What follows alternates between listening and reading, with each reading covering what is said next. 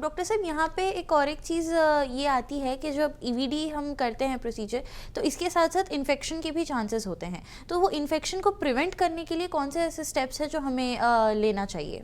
बहुत तो ये एक छोटा सा प्रोसीजर है, क्योंकि हर इमरजेंसी सर्जरी करने के समय में हम बहुत ज़्यादा हम प्रिकॉशंस लेते इन्फेक्शन नहीं आने के लिए जी, और बहुत स्टेरिल कंडीशन बोलते जी, 99% ऐसा हम डेली रूटीन प्रोसीजर है ये, वो ओटी में करते, स्टेरिल कंडीशंस में करते।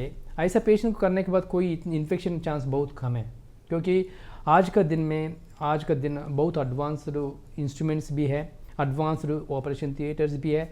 इतना एडवांस्ड थिएटर्स में हम सब कुछ स्टेरिल कंडीशंस में हम वहाँ सर्जरी किया जाता है, इसलिए इन्फेक्शन आना बहुत कम है। 1-2% में लोग में ऐसा आने का चांस रहता, मगर इन्फेक्शन आना बहुत कम है। सर्जरी के वजह से, सर्जरी होने के बाद इन्फेक्शन आना बहुत कम है जी। अब यहाँ पे एज अ डॉक्टर अगर मैं आपके चैलेंजेस के बारे में पूछूं, तो ईवीडी प्रोसीजर करते टाइम पे कौन से ऐसे चैलेंजेस है जो एज डॉक्टर आप फेस करते हैं? You as a neurosurgeon, this is basic fundamental emergency life saving procedure. वो ईजी है, क्योंकि as a routinely will do for many patients, so it is routinely will do, but this is not big challenges. Any neurosurgeon can do this small procedure, but it saves the life for the patient. अब especially ये EVD किया जाता है कोई patients, mainly brain stroke patients को अच्छा से वो ये प्रोसीजर अच्छा से बेनिफिट मिलता, क्योंकि स्पेशली कोई आदमी आफ्टर 50 ईयर्स ऑफ एज में शुगर बीपी है, सडनली ब्रेन स्ट्रोक आया जी, सडनली वो ब्रेन स्ट्रोक पेशेंट में इमीडिएटली हॉस्पिटल आने के बाद सीटी स्कैन करने के बाद वो ऐसा कंडीशन डिटेक्ट होने के बाद हम इमीडिएटली करते हैं वैसा जी।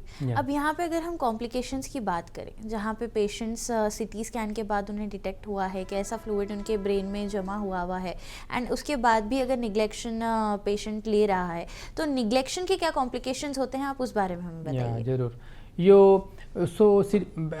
कोई ब्रेन स्ट्रोक पेशेंट इमरजेंसी पे आ गया, सीटी स्कैन करने के बाद उनको ब्रेन स्ट्रोक, एक तरह का brain stroke bleed, so brain का अंदर खून जमा हो गया, जमा होने के बाद ये खून अंदर गया, वो CSF फ्लो वाटर बैग रहता अंदर होने के बाद प्रेशर ज़्यादा होता, सो एक्चुअली इमीडिएटली कोई इंटरवेंशन EVD करे तो थोड़ा ब्रेन का अंदर प्रेशर कम होता, वो लाइफ से होता। नहीं तो ब्रेन सर्जरी नहीं किया तो उसको ब्रेन का अंदर प्रेशर ज़्यादा होने के बाद क्या होता, वो प्रेशर छोटा ब्रेन में इफेक्ट पड़ता।